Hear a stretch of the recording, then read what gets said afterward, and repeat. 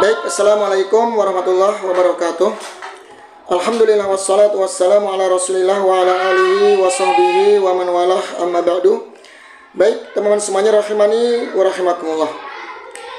Kita dikejutkan dengan pernyataan dari Bang Nasab palsu atau Ustadz Yusuf Manan, yang sebelumnya beliau telah membongkar bagaimana kedok ya daripada klan Ba'alawi yang merusak bumi Nusantara. Mereka menggunakan nasab dzurriyyah Nabi untuk menipu pribumi. Nah sekarang ya bahwa yang di Palu katanya penyebar Islam pertama kali di Palu juga akan diba'alawikan, yaitu Habib Idrus bin Salim Jufri ya, yang katanya mau diangkat menjadi pahlawan nasional. Bahkan di Palu dijadikan nama bandara, teman-teman. Masya Allah ya. Jadi mereka pribumi, pendatang, kemudian ingin ditokohkan, ingin dijadikan pahlawan. Ada apa semuanya ini ya? Seolah-olah Indonesia itu mau diba'alawikan. Kuburan-kuburan keramat juga diba'alawikan ya. Kemudian bandara. Nah ini Salim Jufri, Idrus Salim Jufri akan dijadikan tokoh pahlawan nasional. Bahkan diklaim katanya penyebar agama Islam di Indonesia Timur ini adalah Habib Salim Jufri. Padahal pengakuan pernyataan dari Bang Nasab tidak demikian. Sebenarnya yang pertama kali menyebarkan ya ajaran Islam di Indonesia bagian timur itu adalah tokoh dari Palembang yang bernama Sultan Mananga ya, Mananga. Nanti insya Allah beliau akan menjelaskan ya bagaimana proses penyebaran agama Islam di Indonesia bagian timur. Jadi bukan Ba'alawi. Baik teman-teman, kita akan simak bersama-sama videonya. Daerah timur lah, dia berdakwah di timur. Menurut saya itu nggak masuk akal.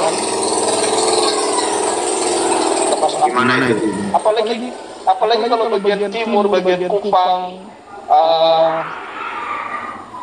Adunara, apa segala macam itu yang menyampaikan Islam malah nggak ada sama sekali dari keturunan Ba'alawi, keturunan Arab lah. Yang menyampaikan Islam di bagian timur itu adalah ulama dari Palembang. Itu namanya Sultan Mananga yang datang ke NTT hingga dengan ratu dari sang haji. Makanya keluarga si ratu ini masuk Islam. Setelah itu Islam itu menyebar di NTT. Tidak ada satu kaum dengan Ba'alawi. Sama halnya juga di Palu itu orang ulama dari Minangkabau yang bernama Datuk Karama mendakwai raja-raja di Palu masukkan Islam sampai sekarang menyebar Islam. Tidak ada satu kaumnya dengan Ba'alawi, mereka hanya memaksakan ini saja. Itu. Apalagi sejarah Al-Khairot ya, sejarah Al-Khairot yang saya tahu itu Al-Khairot itu didirikan oleh satu Habib Al-Idris sekarang yang kedua yang dibilang mereka yang mendirikan Al-Khairot itu saja. Kalau di sejarah awalnya itu kan mereka membahas semua. Wah menarik itu. Iya, mereka membahas semua itu. Yakin saya kalau seandainya terjawab di Palu Munur, nggak mungkin mereka mengatakan Al-Khairot didirikan oleh guru tua. Karena sejarah Al-Khairot itu bukan hanya guru tua di dalamnya, ada orang Yaman dari Syekh juga yang ikut hadir dalam pembangunan Al-Khairot. Masa itu artinya non Ba'alawi ya? Non Ba'alawi ada. Terus dari ulama-ulama pribumi juga yang dari yang keturunan dari Minangkabau yang saya ceritakan itu juga ada. Tapi yang tahu di Google sekarang ini semua Al-Khairot mutlak yang didirikan adalah guru tua itu akal bisa. Kalau di NTB apakah ada Al-Khairot? Kalau dia mau maaf, saya belum pernah dengar. Belum dengar ya. Tapi apakah ini karena saya kenalnya sama Bang Nasaf ya, apakah di Indonesia Tengah atau Timur itu nama dan jasa guru tua itu terkenal begitu? Kalau di bagian timur, di Kupang, di daerah-daerah timur ada. Pokoknya nggak ada Pak Alawi yang maksudnya namanya itu akan dia yang paling dulu kan. Malahan yang terkenal di timur itu bukan yang terkenal di timur itu malahan ada orang berlembang asli datang berbisnis di NTT yang bercerita dengan keturunan raja Sakaji. Jika dengan keturunan Sakaji itu maka si raja Sakaji pun ikut masuk Islam dan NTT pun sebagian NTT dari Solo segala macam itu masuk Islam. Kalau saya begitu.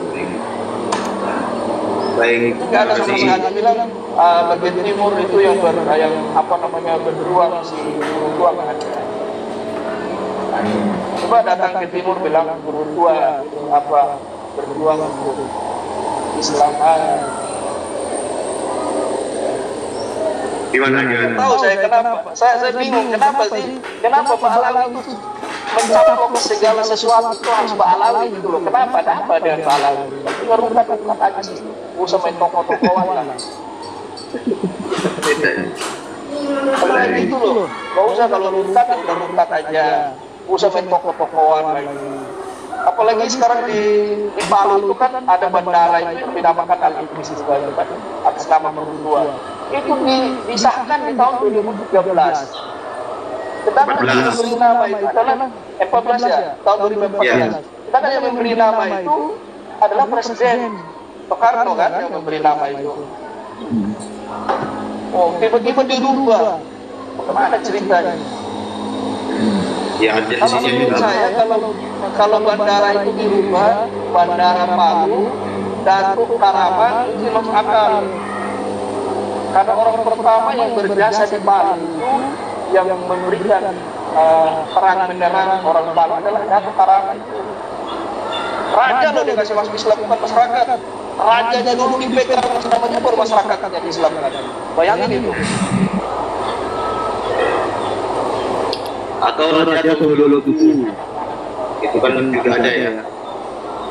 Masa si guru tua, raja-raja Palu sudah masuk Islam, sebagian masyarakat yang hebat-hebat masuk Islam tiba-tiba datang menyebarkan al-khairun, taruhlah dia mengatakan dia yang menyebarkan al-khairun, walaupun itu banyak orang yang di dalam al-khairun, tapi dia menamakan dia lah ya, dibalangi satu dua.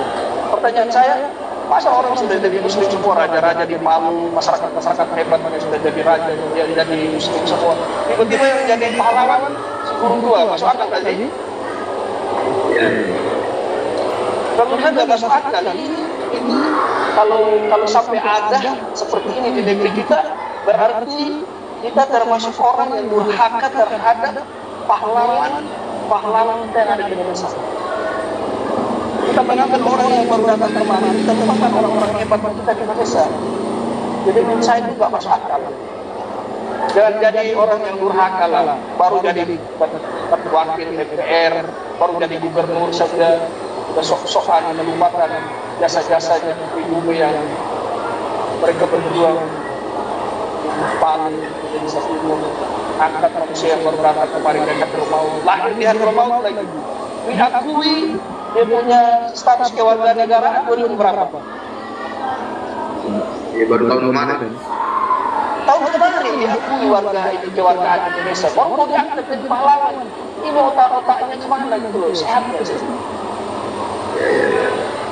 Saya kalau nggak takut ini apa ditangkap, saya mau bilang monyet juga sebenarnya.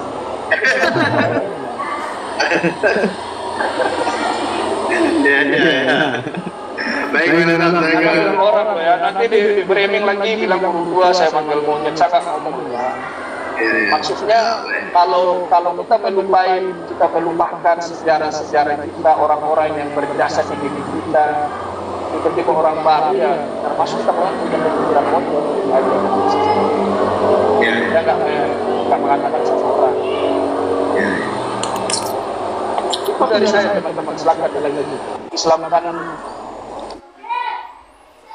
Baik teman-teman semuanya, rahimani wa rahimakumullah. Jelas teman-teman ya. Jadi kita ulangi lagi sedikit ya, bahwa yang menyebarkan Islam ke Indonesia bagian timur, NTT, Kupang dan seterusnya itu adalah seorang ulama dari Palembang. Ya, yaitu Sultan Mananga. Kemudian yang menyebarkan Islam ke daerah Palu khususnya adalah Datuk Karama. Jadi bukan guru tua ini yang kemarin katanya mau dijadikan tokoh pahlawan nasional, bukan. Tapi Datuk Marama. Jadi kan aneh, pendatang imigran dari Yaman datang ke Indonesia, kemudian minta diagungkan, minta ditokohkan, jadikan pahlawan nasional. Ini kan lucu. Kenapa nggak kita pahlawankan pribumi yang mereka benar-benar berjuang untuk Indonesia? Kok malah orang asing yang lahir di negeri Yaman lantas merantau ke Indonesia kok justru yang ditokohkan? Ya, jadi kita jangan sampai melupakan jasa-jasa dari para pahlawan nasional, pahlawan pribumi. Ya, itu yang lebih kita utamakan daripada para imigran. Baik teman-teman, ya mungkin ini sedikit ya agar kita tahu, karena lagi rame nih teman-teman ya, gara-gara Gus Fuad ini menghina guru tua ini, Habib Idrus bin Salim Jufri katanya, yang sebagai guru tua ini dihina dengan kalimat monyet itu ya, sampai mau ditangkap ya, sampai demo besar-besaran dari kalangan Ba'alawi. Mereka tidak terima, padahal mereka selalu mencela pemerintah, mencela kiai-kiai pribumi dengan kata-kata kotor, kalimat-kalimat hewan mereka ucapkan. Namun kita nggak ada masalah. Namun kenyataannya ketika salah satu dari tokoh mereka dihina, mereka sudah kelonjotan sampai bikin demo besar-besaran. Ya, ini bukti bahwasanya mereka bukan membela Islam, tapi yang mereka bela adalah keturunannya, membela nasab, membela suku. Ya, bukan berjuang untuk Islam, tapi berjuang untuk sukunya, untuk negaranya sana. Baik teman-teman, billahi taufiq wal hidayah. Wassalamualaikum warahmatullahi wabarakatuh.